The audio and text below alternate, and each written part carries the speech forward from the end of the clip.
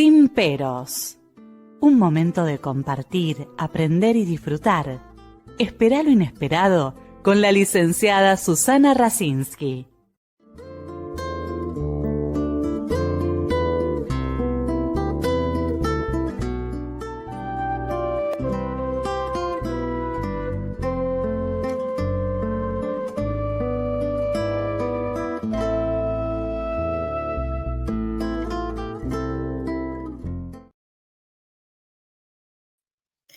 Muy buenas noches, muy contenta de recibir a un amigo de Uruguay que ya ha estado con nosotros muchísimas veces, porque realmente es un placer que seguimos aprendiendo con él y a disfrutar.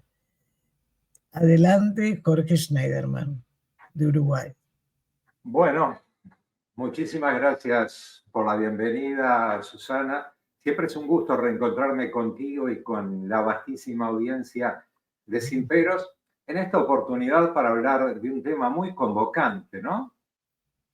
Vamos a referirnos a Maimónides, a su vida, a su obra. ¿Quién era Maimónides y por qué decimos, antes de empezar el programa, siempre con los aportes, inquietudes de nuestro productor, de Adrián, ¿por qué sigue vigente el pensamiento y la filosofía de Maimónides del siglo XII y que muchos tendrían que aprender de Maimónides, ¿no? Sí. Entonces, ¿quién es Maimónides? Bueno, Maimónides es muchas cosas a la vez, ¿verdad?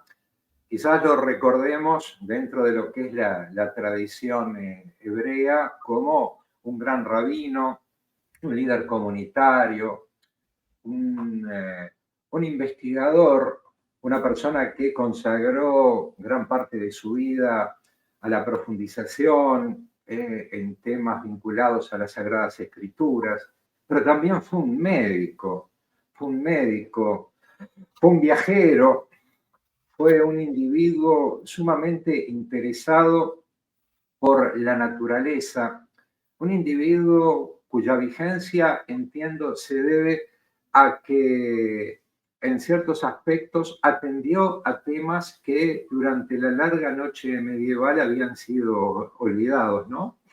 Y él se encargó de retomar muchos aspectos de la filosofía aristotélica.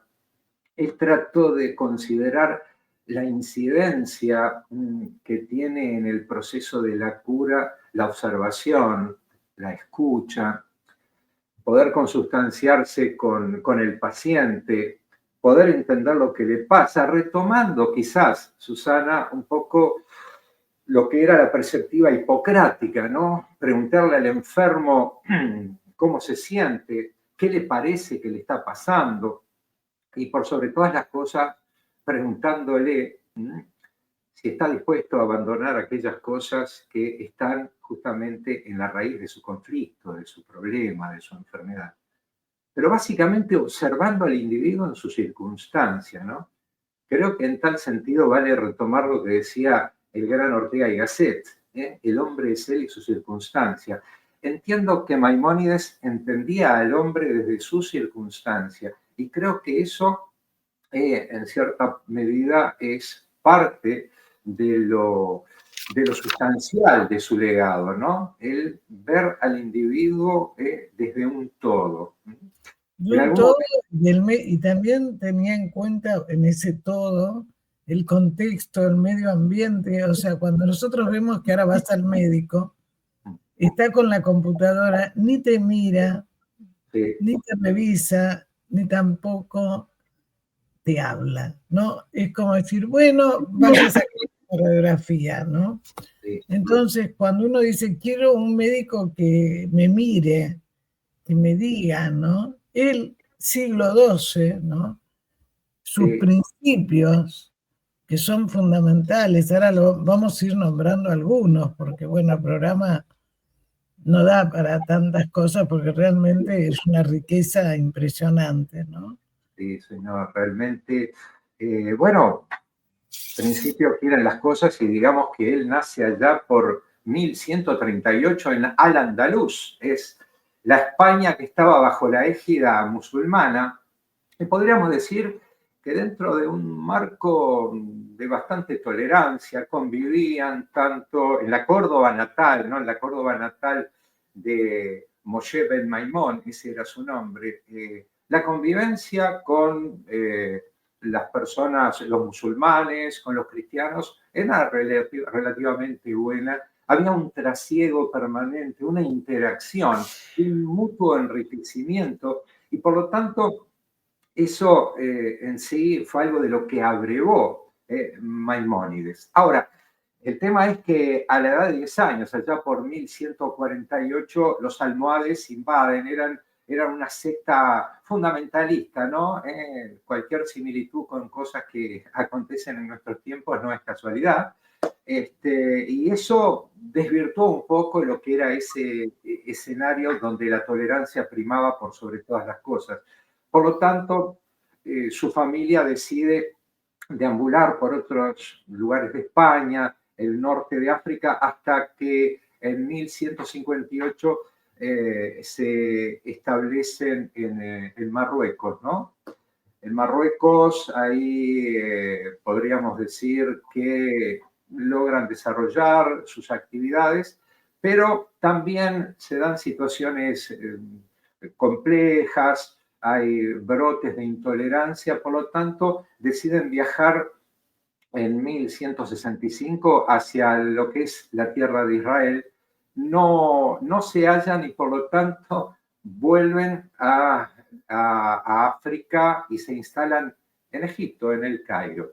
Ahí ese es un lugar donde, sin lugar a dudas, va a desarrollar gran parte de su obra, de su pensamiento, y ahí se va a consagrar al estudio de la medicina. Él se formó dentro de lo que era, claro está, toda la formación judía, una formación filosófica, pero desde muy niño le interesó todo el tema de la naturaleza, las plantas, el efecto curativo, la aplicación de determinadas técnicas que aplicaba de repente Galeno, ¿no? El gran Galeno en su tiempo, y fue un gran investigador. El tema es que en determinado momento su hermano muere en un accidente, en un naufragio, también fallece el padre y él tiene que hacerse cargo de la economía familiar, él pasa a ocupar un rol primordial dentro del núcleo familiar, y por lo tanto, bueno, trata de estudiar,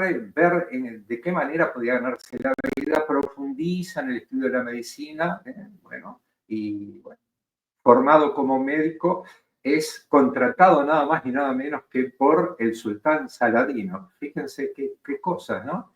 Un médico judío pasa a ser el médico de cabecera, el médico de la corte, nada más ni nada menos que del sultán Saladino, todo un personaje en aquella época, ¿no? Por su involucramiento en los temas de las cruzadas, etcétera, etcétera. Y es así que él comienza a desarrollar toda esa actividad y a agudizar lo que es su observación, el efecto que tiene en el ánimo de las personas, por ejemplo, Susana, el clima, ¿no? El clima, el medio ambiente. Él empieza a darse cuenta que hay ciertos estados de ánimo que requieren de cierto tratamiento desde el punto de vista nutricional, desde el punto de vista físico, y establece justamente un criterio integralista, ¿no? Integrador, entendiendo que para curar el cuerpo, primero hay que curar el alma. ¿Te suena, verdad, Susana? Totalmente. O sea, él entiende, en determinado momento, uno de los hijos del sultán, de Saladino, estaba con ideas tristes, ¿no? Ideas tristes. Estaba cursando una depresión y Maimónides justamente lo encara y le pregunta y le dice, bueno, ¿qué es lo que le está pasando? Quizás tengas que retomar una vida más contemplativa. ¿Te suena también? Me suena bien Chulhan eso, ¿no? De la vida contemplativa. Bueno, él le sugiere tener una vida contemplativa, beber agua de manantial, comer frutos frescos, caminar y tomar mucho sol. El sol, el aire libre, la caminata. Y obviamente eso está vinculado a cosas que hoy por hoy conocemos, por supuesto, ¿no? Sabemos que la actividad física libera endorfinas, que son, podríamos decir, el antidepresivo natural que genera el organismo. Y por supuesto que hay un montón de actividades que a la hora de contrarrestar el cortisol son fundamentales y provienen de una buena alimentación, el aire libre, el poder establecer vínculos saludables e incluso el aroma es un precursor de la aromaterapia, por ejemplo. Pero no solo eso, sino también de la música, el efecto terapéutico de la música. Estamos hablando que hace 800 y pico de años un individuo entendía que había ciertas regiones del cerebro que ante determinados estímulos sonoros reaccionan positivamente. Eso evidentemente habla a las claras de su espíritu visionario, de su capacidad analítica, interpretativa de la realidad, ¿verdad, Susana? Además también cuando en uno de los escritos, ¿no? Le dicen, no puedo enseñar nada a nadie, pero puedo aprender, ¿no? Es decir, dice, exígete mucho a ti mismo y espera poco de los demás, ¿no? Como por ejemplo, la cosa más difícil es conocernos a nosotros mismos, lo más fácil es hablar mal de los demás. Y él justamente lo que hacía era tomar de todos. Por eso, cuando estamos en otros programas y yo digo que no nos sirve encasillarnos en algo, como que solamente lo de Freud o solamente lo de Lacan.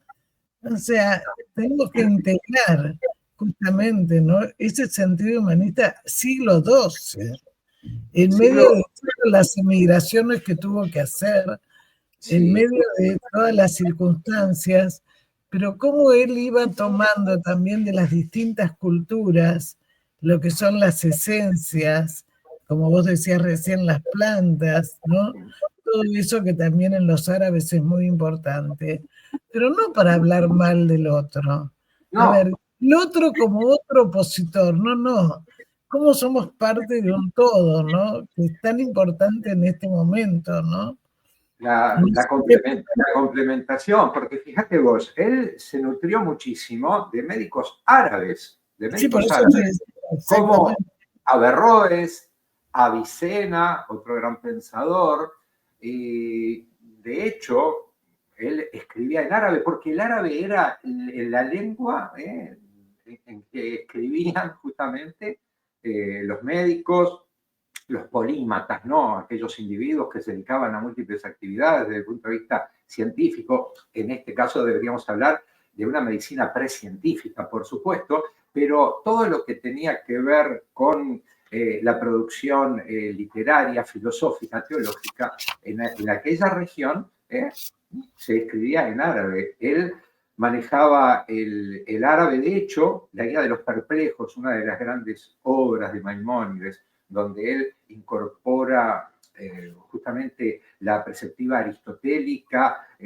a los efectos de demostrar que no es incompatible lo racional con lo espiritual, ¿no?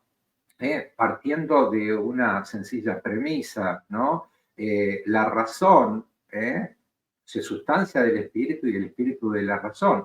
O sea, un poco lo que decía Einstein, como recordará Susana, que decía, la ciencia sin religión es renga, la religión sin ciencia es ciega. Esto lo decía Maimónides hace más de 8 siglos. Por lo tanto, eso de integrar saberes, la multidisciplinariedad, la interdisciplinariedad, la transdisciplinariedad que tomó tanto auge desde la segunda mitad del siglo XX en adelante, bueno, él ya tenía una actitud aperturista, integradora, entendiendo que no había que caer en lo que Bas Ferreira, un gran filósofo uruguayo, decía, el paralogismo de falsa oposición, ver dos cosas como antagónicas, sino como complementarias, ¿no? Bueno, nosotros, vos lo has escuchado a Renata Traistenberg, que él basándose en Bion, que yo comparto totalmente, nosotros hablamos del puente de la infinitud. O sea, no como vértices opuestos, sino como partes de un todo. Pero que una persona en el siglo XII, con esa apertura, siendo rabino, a ver, siendo médico, pero fundamentalmente era persona, buena persona. Y siempre decimos con vos, sobre eso se puede construir. Porque es que en este momento esto lo tendría que escuchar y leer mucha gente, que se cierra en un punto de la oposición y no rescata lo que, por ejemplo, él, que también rescató a los médicos árabes, ¿no? Exacto. Nosotros hicimos un programa, no sé si se acuerda Adrián, con un historiador de Marruecos, y justamente de Fez. Y él decía, Justamente donde vivió Maimónides. exactamente, entonces él decía, para mí, yo me crié con los judíos, nosotros somos todo uno, ¿no? Y explicaba, ¿no?, lo que pasaba. Entonces, realmente, digamos, esta cosa de poder tener en cuenta lo que el otro me puede aportar, pero yo también. O sea, él incluso creo que fue él que dijo que yo le puedo dar un pez y puede comer un día, pero si yo le enseño a pescar va a poder comer más tiempo, ¿no? Sí, eso es algo que escuché de la tradición filosófica oriental, más bien, ¿no? Los chinos decían uno puede brindarle al menesteroso el pescado, ¿no? Puede darle un día, 2 días, 3 días, pero llegado el momento es preciso enseñarle a pescar para que pueda por motus propio, obviamente, mantenerse, alimentarse.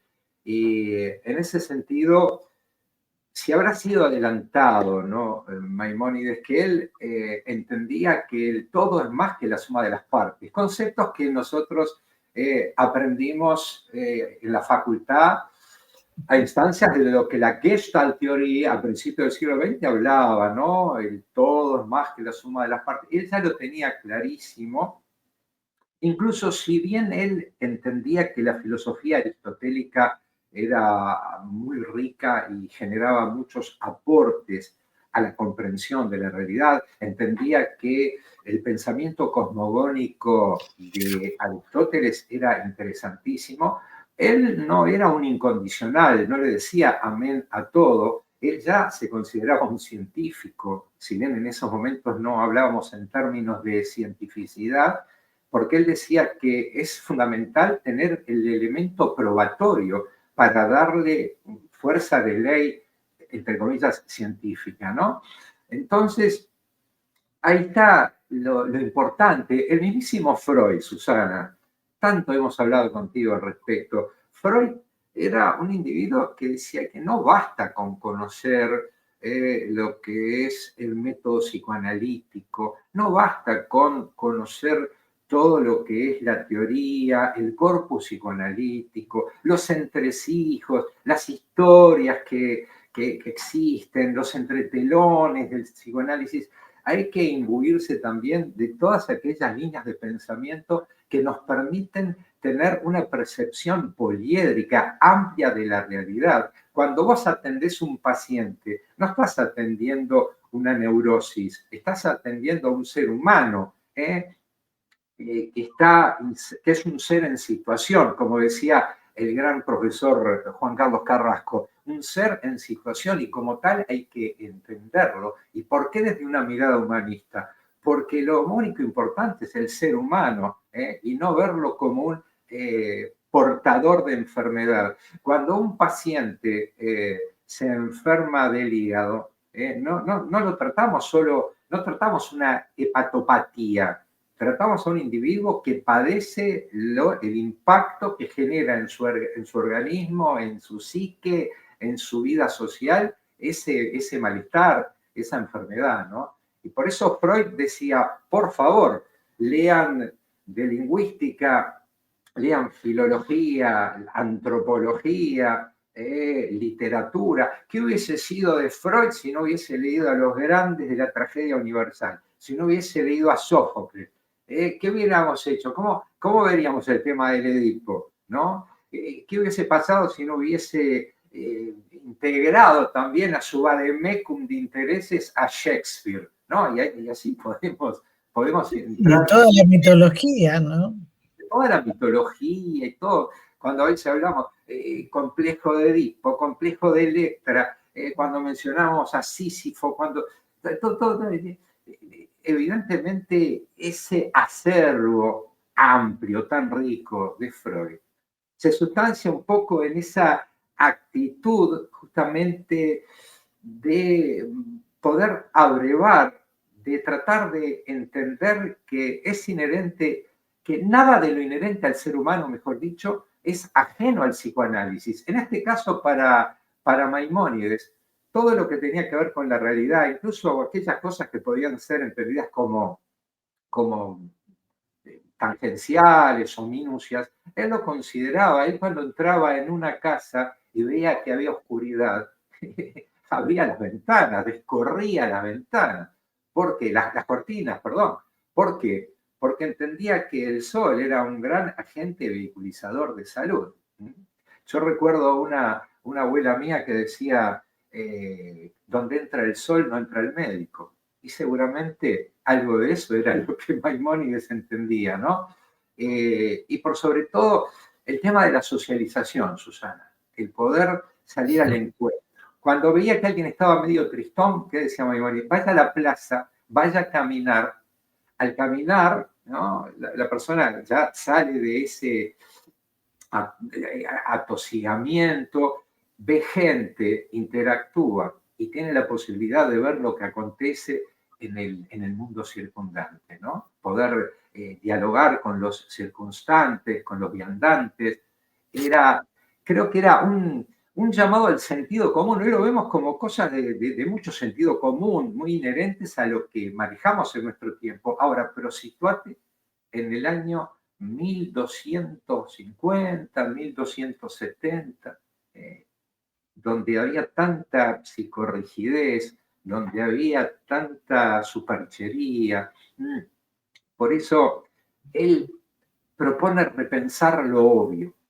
Incluso cuando habla del estudio, por ejemplo, en sus estudios, ¿no? Como, qué sé yo, Mishneh Torah, todos los estudios que él realiza sobre la Mishnah, todos los estudios, ¿no? Sobre temas talmúdicos, él decía, cuando analizamos las Sagradas Escrituras, no tenemos que incurrir en el literalismo, valgámonos también de la alegoría, de la metáfora, no a pie juntillas y a rajatabla, seguir como si fuera algo, digamos, como un cuento mágico. Si leemos entre líneas la Biblia, si leemos entre líneas los comentarios de los grandes talmudistas, vamos a encontrar verdades maravillosas que se compadecen con la realidad. Por eso, si será interesante retomar a estos autores, Susana, ¿qué pasa que quedan muchas veces perdidos ahí como en el baúl de los recuerdos? Y creo que es importante retomar, porque fundamentalmente Maimónides invitaba a pensar a tal punto que él fue factor inspirador de grandes filósofos, teólogos, como por ejemplo San Alberto Magno, o si no, Santo Tomás de Aquino, que en sus obras Santo Tomás de Aquino lo menciona 81 veces a Maimónides, Santo Tomás de Aquino. Estamos hablando de individuos con una gran apertura. De hecho, cuando lee a Averroes, Maimónides, entiende justamente la importancia de compilar, de integrar esos saberes que complementados realmente generan una sinergia conceptual maravillosa. Hoy por hoy, transcurridos tantos siglos, parece que hemos retrocedido. cada uno en su Yo chacrita. te escuchaba y yo creo que comparto, ¿no?, que hay que rescatar estos pensadores, porque también ahora todo el mundo es opinólogo, sabe de todo y no saben nada. Esta gente con pocos elementos nos lleva a conocer, a pensar. ¿Viste cuando uno habla de Copérnico, no? O sea, ¿cómo se daba cuenta con los elementos que tenía, ¿no? Sí, sí, Cómo él, con esas mudanzas, ¿no?, que se tuvieron que ir por todo el tema, digamos, de persecución, de situaciones de violencia, bueno, siguió para adelante. Y en este momento es como que la violencia es como la única manera de entender al otro, ¿no?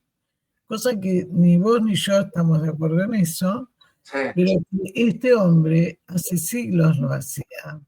Entonces, por eso yo invito a la gente también a leer estos autores que son de hace mucho tiempo. Y cuando la gente va, y por ejemplo a Córdoba y ve el monumento, saca una foto pero no sabe nada, no entiende nada. O sea, sí, es la foto para decir que estuve acá. No sí. darse cuenta de la profundidad que una persona le interesaba ayudar al otro, pero no aislado de su contexto, de su medio ambiente, de su cultura. ¿Sí? Y aparte un individuo contestatario, supo enfrentarse al establishment, ¿no? No fue todo color de rosas, allá por 1232 más o menos, en Montpellier, en Francia, se llegó a, bueno, quemar por parte de algunos sectores ultraortodoxos del judaísmo, se conminó a quemar la Guía de los Perplejos, porque lo consideraban como una producción herética, ¿no? Herética, ¿no? Y bueno, supo enfrentarse al establishment, supo retomar a los grandes pensadores, reivindicarlos y proyectarse, sin lugar a dudas, hacia el futuro a través de la construcción de un corpus basado en la experiencia. No era un talenteador, no era un individuo que tomaba desde la doxa, sino que trataba de basarse en la episteme, ¿no? Eso que manejaban los griegos. La episteme, el conocimiento verdadero, y la doxa, la opinión. Hoy por hoy vemos que hay opinólogos por todas partes. Él, sin lugar a dudas, transgredió todo lo que pudo en la medida de lo posible y poniéndose en riesgo, ¿no? Muchas veces porque no siempre se encontraba con personas afines, más allá de la benevolencia de quienes lo cobijaron, siempre había sectores. Hoy decíamos que los almohades y algunos núcleos dentro del mundo musulmán tenían ciertas reticencias y querían imponer a la usanza de lo que actualmente pasa, bueno, todo lo que era la preceptiva coránica como la verdad revelada, ¿no? Y él supo defender sus posiciones. Mencionaste a Copérnico, otro individuo que evidentemente tuvo que reivindicar también el sentido de la ciencia para demostrar fehacientemente el doble movimiento rotacional de la Tierra sobre sí mismo y alrededor del Sol, dando por tierra incluso con el modelo aristotélico preeminente durante el medioevo geocentrista, ¿no? O sea, Copérnico dio por tierra, valga el término, con el geocentrismo, demostrando que lo válido es el heliocentrismo, ¿no? La Tierra gira sobre sí misma y alrededor del Sol.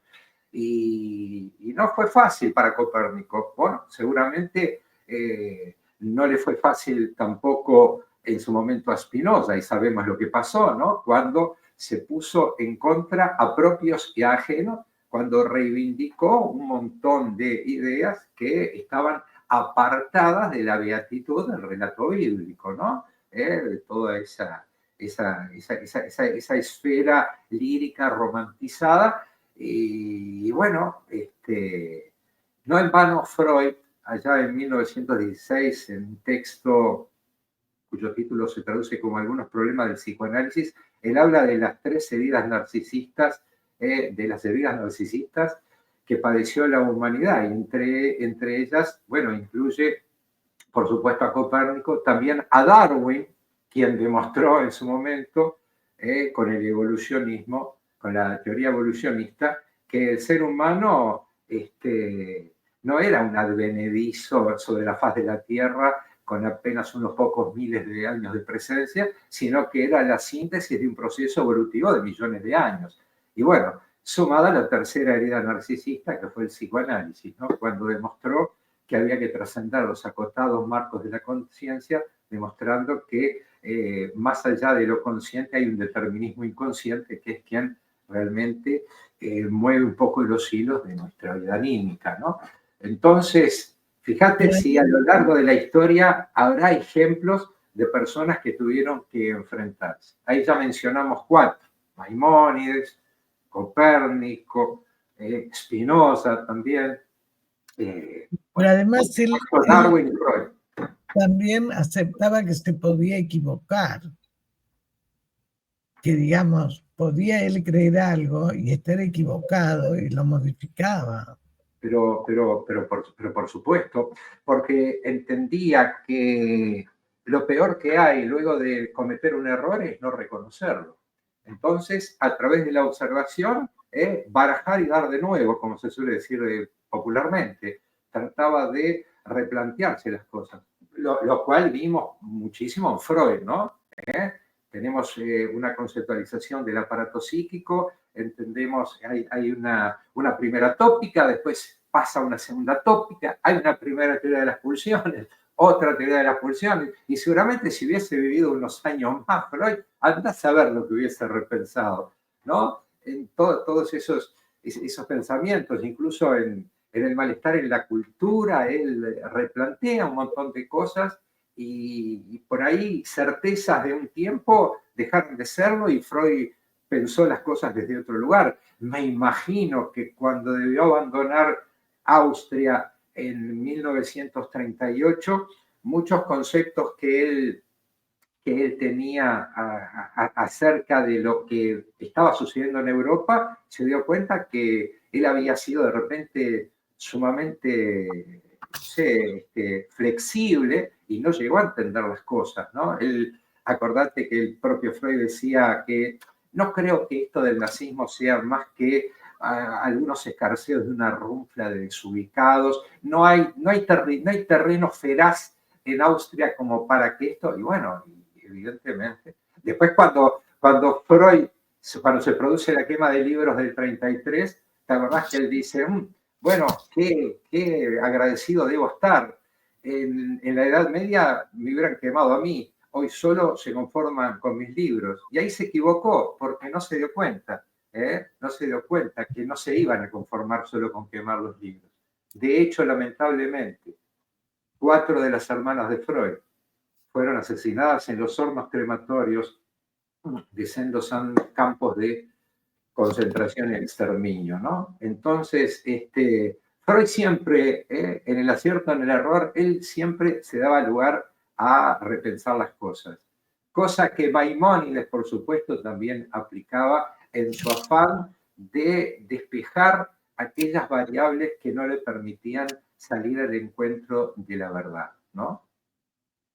Sí, además no era fácil enfrentar toda una sociedad y decir las cosas que mucha gente no quería. Si al día de hoy nos cuesta que la gente pueda dialogar, pueda integrar, imaginémonos hace siglos atrás, ¿no?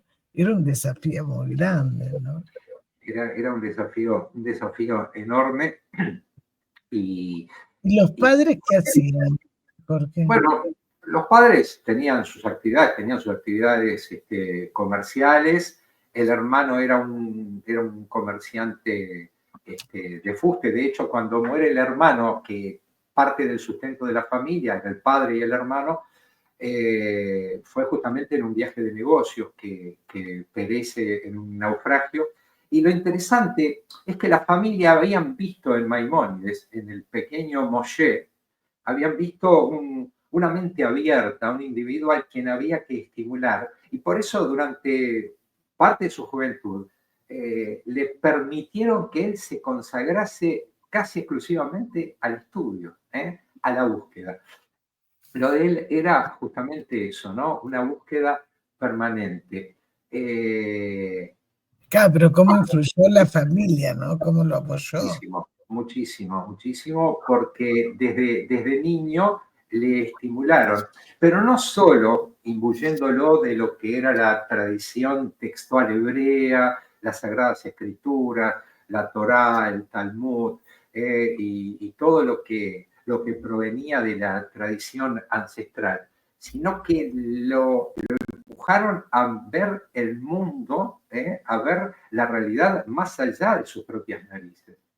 Una actitud de apertura que, sin lugar a dudas, a los ojos de nuestro tiempo lo vemos como padres que pretenden generar hijos independientes, resilientes, con una personalidad bien plantada, ¿no? Criterioso, y bueno, de eso se trataba. Era muy importante para la familia de Maimónides justamente proveerle de los elementos, pero además ellos a donde iban se integraban, no tenían una actitud aislacionista, ¿no? Ellos trataban de integrarse. No nos olvidemos que en el norte de África, ellos van a Fez, allá en el 58, en Marruecos. Ahí había, obviamente, gente de distintas procedencias, de distintos credos, y ahí procedieron justamente a continuar con esa formación, darle la oportunidad que se integre. Nunca fue un judío cerrado. Sí, eso de repente pudo en su momento, cuando él se convirtió en un rabino, en un líder comunitario, en un maestro. Etimológicamente la palabra rab es maestro, es líder, es quien tiene ese espíritu congregante, ¿verdad? Y muchas de sus cosas, muchos de sus trabajos, algunas de sus líneas de pensamiento no eran muy bien recibidas justamente por propios, ¿no? Por gente dentro del judaísmo. No obstante lo cual, él, a través de la dialéctica, él trataba de consustanciar a sus correligionarios, valga el término, de la importancia de tener una apertura. Cuando hablábamos hoy de la Guía de los Perplejos, que escribe allá por el 1190, la idea era que aquellas personas que, bien convencidas de su fe, consagradas al estudio de las Sagradas Escrituras, pero que también tienen una acendrada formación filosófica, puedan entender la compatibilidad de las cosas. Por lo tanto, él decía que no había que estar del lado del extremo, sino que tratar de tener una actitud, vamos a decir, mesurada, ponderada frente a la realidad. Sí, yo creo que son todos aportes que para mí tendríamos que tenerlo al lado de la mesa, ¿no? Porque son principios humanísticos muy importantes. Cuando hablamos nosotros de empatía, de tener en cuenta al otro, de integrar todas las disciplinas, ¿no? Cuando una persona tiene, qué sé yo, no sé, un ACV, bueno, es tan importante el médico como poder entender qué le pasó y todos los tratamientos que haga, ¿no? Y la alimentación, ¿no? Es decir, por eso cuando él dice para curar el cuerpo hay que curar el alma, ¿no? Hace siglos decir eso, ¿no? Sí, sí, sí. Y hay muchos que hoy por hoy, en pleno siglo XXI, no sé, sienten como que descubrieron la pólvora, ¿no? O descubrieron que el agua moja, y hablan de manera grandilocuente. Hay cosas que hay que desempolvarlas, como decíamos hoy, sacarlas del baúl de la desmemoria, y entender que había gente que trabajaba mucho y muy bien. Hoy mencionábamos al propio Hipócrates, ¿no? El propio Hipócrates, cuando llegaba a la casa del paciente, antes que nada respiraba, observaba, miraba cómo vivía, con quién vivía, si había luz también. Estamos hablando de esa actitud integradora, puesta al servicio de la comprensión, de una completa percepción del ser humano como un todo, entender que hay múltiples atravesamientos que hacen a sus alegrías y también a sus cuitas, ¿no? A su infelicidad.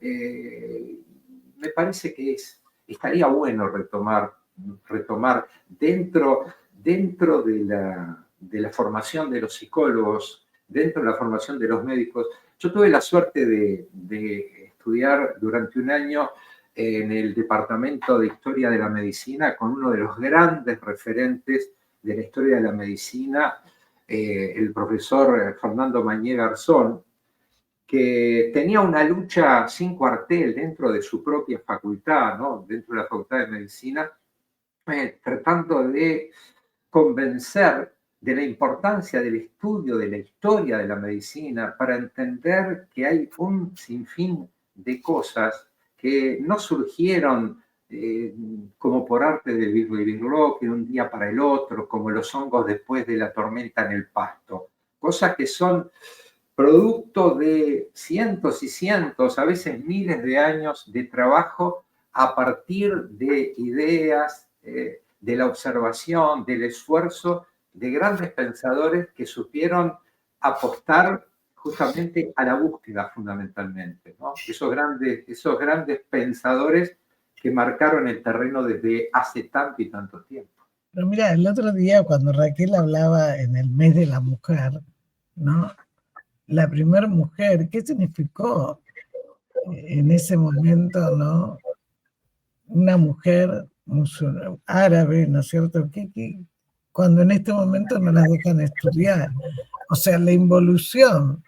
Pero por supuesto, en Egipto había una mujer médica, dentro del criterio que para la época era lo que hoy por hoy tenemos como un médico, una médica.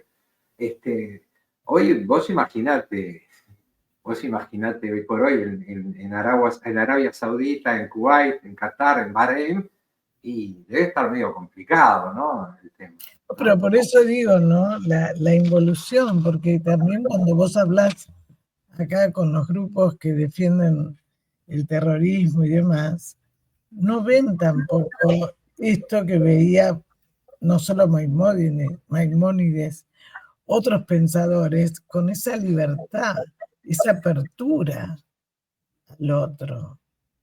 Sí, sí. Que, por ejemplo, cuando vos hablas de Ferenczi, que también lo tiene, pero mucho más acá, 1920, este hombre es siglo XII.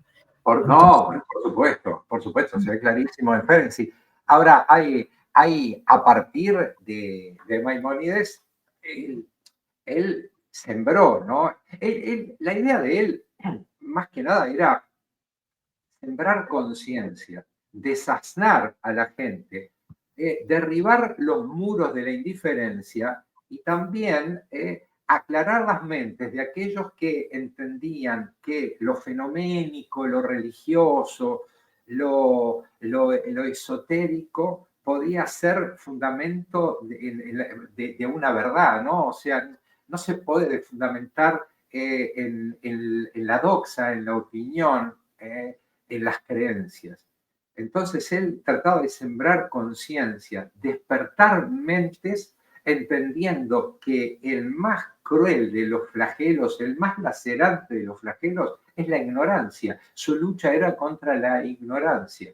Cuando él trataba de explicar a cada cual desde el lugar que podía entender que hay que cambiar la alimentación, y bueno, y decirle, por ejemplo, que más allá de que sus creencias no le permiten comer esto, usted debería comer esto porque su organismo necesita tales y tales nutrientes. Me imagino, por supuesto, la importancia que él le dio también a la hora de prescribir un medicamento, el hecho de que a los musulmanes había ciertas comidas, por ejemplo, o mismo dentro del judaísmo, ciertas comidas que no se podían ingerir, lo mismo que la prohibición del alcohol entre los musulmanes, ¿no? Etcétera, etcétera. Tomaría los recaudos, pero en la medida de lo posible trataba de disuadir de la importancia de apartarse de ciertas creencias que frenan la evolución.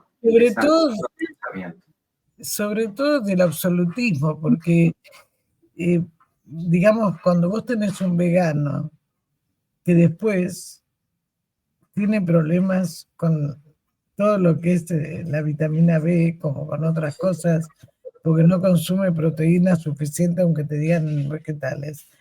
Ayer, una consulta por un chico, al año casi se muere, porque no le daban nada más que lo que suponían. Tienen esa filosofía en este momento, los que eran los padres, muy light, muy que no hay que darle nada, viste, como no darle la vacuna. Bueno, la conclusión, chico, por una falta de vitamina B casi se muere. Entonces también cuando vos tenés un vegano, todos los extremos nos sirven. O sea, pero no te escuchan. Y fíjate que él en ese momento, como vos decís, bueno, está bien, los árabes no comen mariscos, pero pueden comer algo que sustituya a los judíos. Exacto. Bueno, es decir, buscarle, digamos, qué era lo que hacía el bienestar de la persona. Pero cuando uno tiene un pensamiento fanático, no podés ese tipo de cosas. Por supuesto, la lucha de Maimónides en cierto aspecto fue contra el fanatismo, no lo que hoy entendemos como el fundamentalismo. ¿Qué es el fundamentalismo? El pensamiento único, Susana. El que no existe otra realidad más allá de lo que yo pienso, ¿no? El andar por la vida con anteojeras, jamás apelando al pensamiento crítico, jamás apelando al pensamiento lateral, ¿no? Viendo todo de acuerdo a cómo lo prescribe tal o cual cosa. Lo peor es que, bueno, no me acuerdo quién fue que dijo hace ya mucho tiempo que no hay que temerle a las personas que tienen una gran biblioteca con muchos libros. Hay que temerle a aquellas personas que entienden que la única verdad está en un solo libro, pero para colmo, un solo libro que jamás han leído. Y muchas veces el destino de la humanidad estuvo en manos de personas que definieron que la verdad revelada y el camino a seguir lo traza determinado libro. No digo cuál, ¿no?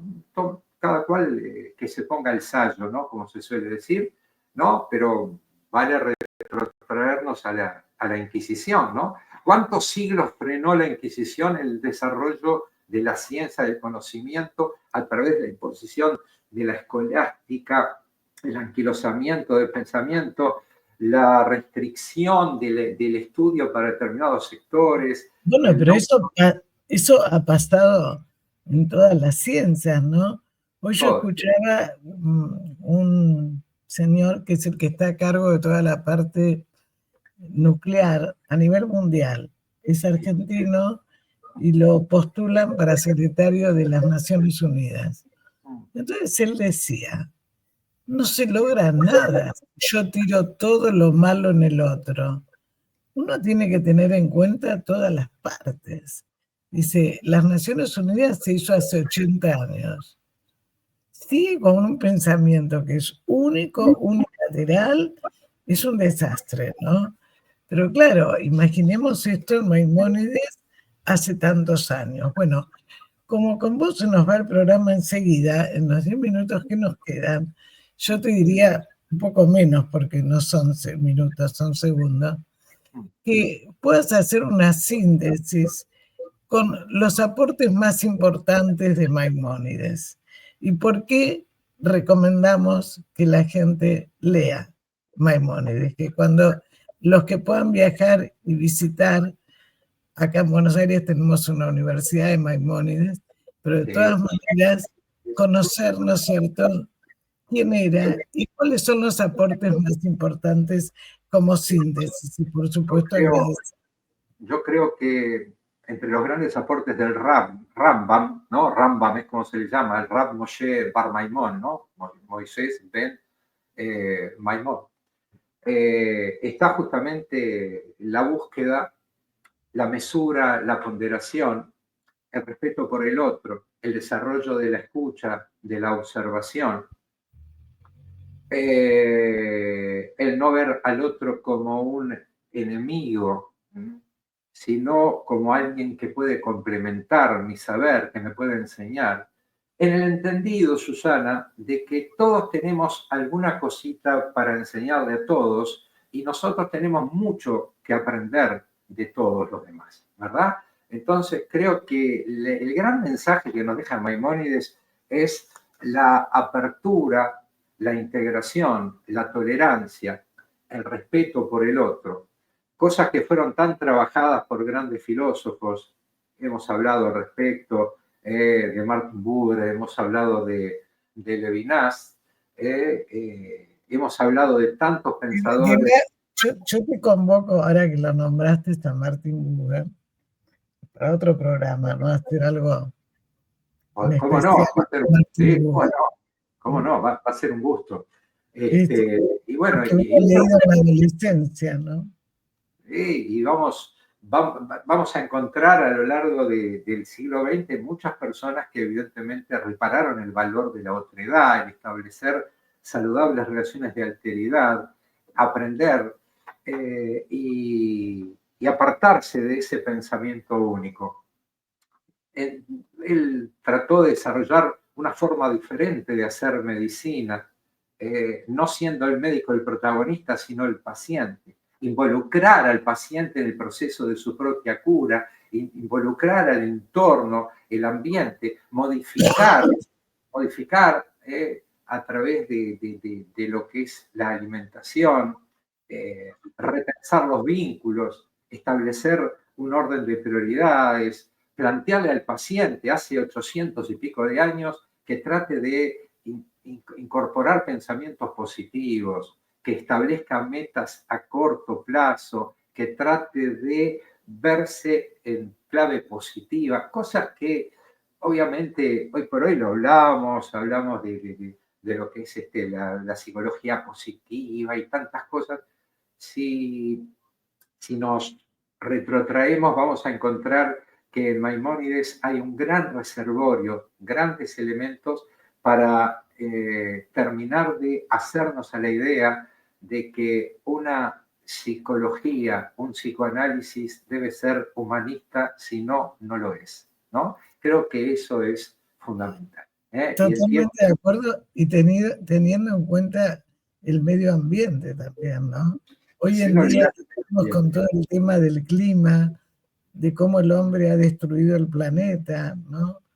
¿Y qué pasa cuando vos decías, bueno, salir a tomar sol, ¿no? Entonces, si bien el sol no es lo mismo cuando éramos chicos, pero lo que quiere decir, lo que significa no atacar la naturaleza y destruirla, sino convivir con la naturaleza como hacían los aborígenes, ¿no? Hermanados con la naturaleza, como los grandes pueblos originarios que entendían que la tierra no es algo que se puede vender porque es la madre, ¿no? Es la Pachamama, es la madre tierra, y por lo tanto ellos se sentían integrados, y como estaban integrados no podían destratarla, porque destratar a la naturaleza es destratarse a ellos mismos. Y creo que eso también está dentro del mensaje, ¿no?, a dejar. Retomemos las enseñanzas de Maimónides. Invito a la gente a que apele a la lectura de sus textos. Hay material maravilloso, hay traducciones muy buenas para quienes están interesados en la parte estrictamente religiosa, hay escritos que hasta hoy por hoy son motivo de análisis y estudio, por supuesto. Y bueno, dentro de la esfera médica, la aromaterapia, la musicoterapia, la importancia de la estimulación a través de la actividad física. Y bueno, ese sería el mensaje, Susana, y esperemos... Pero fíjate cómo ahora les ponen me sale disco a mi parte vieja, un CD o lo que fuera de Mozart. Y él, hace 800 años, ¿no? El famoso el efecto Mozart, ¿viste? El efecto Mozart que tiene la estimulación, la motivación, y él ya, en ese momento, imagínate, ¿no? Con los rudimentos de la época, él entendía que ante determinadas melodías el ser humano reaccionaba positivamente y como que el ánimo resurgía, el tipo que estaba medio bajoneado, como solemos decir vulgarmente, una buena melodía, ¿verdad? Y la lectura, la lectura. Pero además la importancia que le daba hace tantos años a los sentidos y a la percepción. ¿Entendés? O sea, todo esto que durante mucho tiempo no se tuvo en cuenta. Sin lugar a dudas. Todavía las personas no lo tienen en cuenta, ¿no? No, qué perdido se sentiría Maimónides caminando por las calles de Jerusalén o por las calles de Roma o de París o por Buenos Aires y viera que la gente, en vez de mirar hacia adelante, van mirando hacia un celular, un cuadradito, una pantallita, y bueno, diría, ¿dónde se están buscando? De acuerdo a donde uno se busca, uno se va a encontrar, ¿verdad, Susana? Por lo tanto, qué desubicado se sentiría con respecto a lo que es ese espíritu de la búsqueda, ¿no? Esa apertura hacia el mundo, sintiéndose parte del mundo. Así que bueno, esa es la idea y ha sido un gusto como siempre. Bueno, muchísimas gracias. Un abrazo muy fuerte, sabes que te queremos mucho y bueno, y siempre es un placer escucharte y compartir. Un abrazo. Gracias. Hasta pronto. Chao.